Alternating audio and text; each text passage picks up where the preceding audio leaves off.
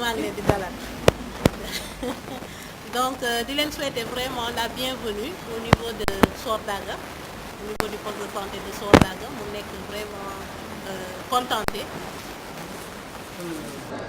Je m'appelle Mouminatou Dior, Madame Diagne. Je suis la point focale genre du bureau régional du programme santé USAID NEMA de Saint-Louis. Voilà. À l'issue de cette rencontre de Sordaga, quels sont vos sentiments?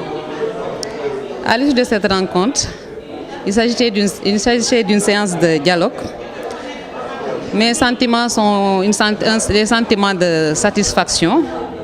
Satisfaction à l'endroit de la qualité des dialogues, à l'endroit de la qualité de la participation, des échanges de tous et de toutes, et à l'endroit de la qualité de la modération qui a été faite. Et nous sentons que le message est passé, parce que chacun ici a eu l'occasion de relater les formes de violence qu'il ou qu'elle vit au sein de la société, surtout les violences qui concernent les femmes, les filles, les adolescentes au sein de la société. Vous sentez aujourd'hui qu'il y avait comme un besoin des populations? Oui, nous avons senti qu'il y avait comme un besoin des populations de s'exprimer. Parce qu'en général, les femmes n'ont pas l'occasion de s'exprimer.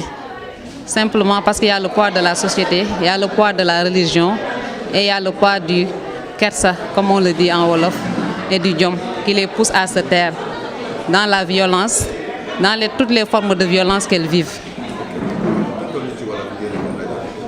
maa ngi leen di gërëm di leen sant tey dañ fi ñëwoon tey ci poste de santé bu Sordaga bu Pikine pour def benn session de dialogue maanaam waxtaan boo xamante ne ñi nga xam ne ñoo fi teew dañuy def ay témoignages ci li nga xam ne moom la ñuy dund wala li nga xam ne seen dëkkandoo wala seen am di jàmm moom la ñuy dund ci seen sëy yi ci seen foyer wala ci quartier bi ñu nekk. waaw askan bi dañ ko doon xaar parce que nekk na loo xamante ne lépp loo xam ne xeetu métital jigéen la moo xam jigéen mag la moo xam jigéen boo xam ne ndongo daara nga moo xam ne jigéen boo xam ne tout tànk nga rawatina li nga xam ne mooy mariage précoce li nga xam ne mooy xale yi nga xam ne duñu sawar trop ci seen jàng ndaxte jigéen lañu rawatina xale yi nga xam ne dañ leen di violer ci fi ñu nekk te ñi leen di violer ñu bokk ak ñoom la ñuy doon wala ñoo xamante ne ñu leen jege la ñuy doon. man maay madame Diouf Oumou Khayri Niang nekk au niveau de la région médicale de Saint-Louis nekk point focal VIH mais également point focal genre au niveau de la région de Saint-Louis médicale de Saint-Louis. ndajewu Sordaga bi tey nga ñëw fii alors fësal fi sa kàddu nan nga mën a tënkee thème bi.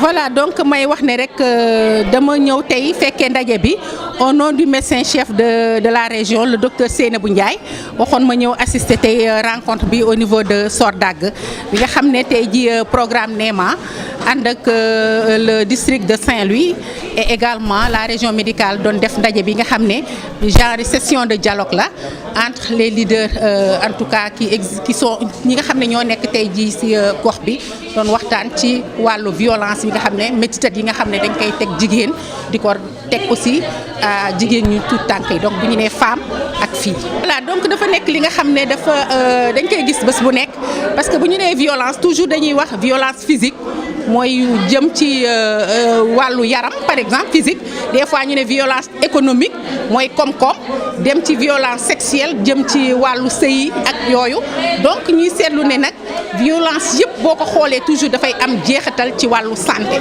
ci wàllu wér-gu-yaram donc benn boo ci laal rek jeexital bi donc dafay laal wér-gu-yaram donc ñuy wax ne kon bu fekkee ne tey ñëw nañu di wax violence bi nga xam ne dafa jëm ci wàllu yi ñuy tudd nii yëpp il faut forcément santé dugal ci seen loxo ci commencement bi ba ci fin bi parce que ñu ngi ci biir mbir mi.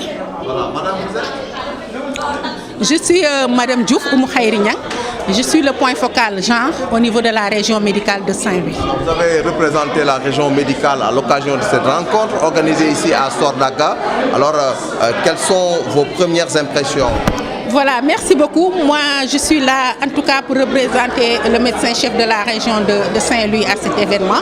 Donc une session de dialogue que en tout cas le district de Saint-Louis a organisée avec, bien sûr, en partenariat avec le programme NEMA, donc organisé au niveau de Sordague, avec bien sûr l'équipe médicale, le poste de santé de Sordague, avec les leaders qui sont là, les imams, vous voyez, il y a des groupements de promotion féminine, mais également il y a les Badiane Gox.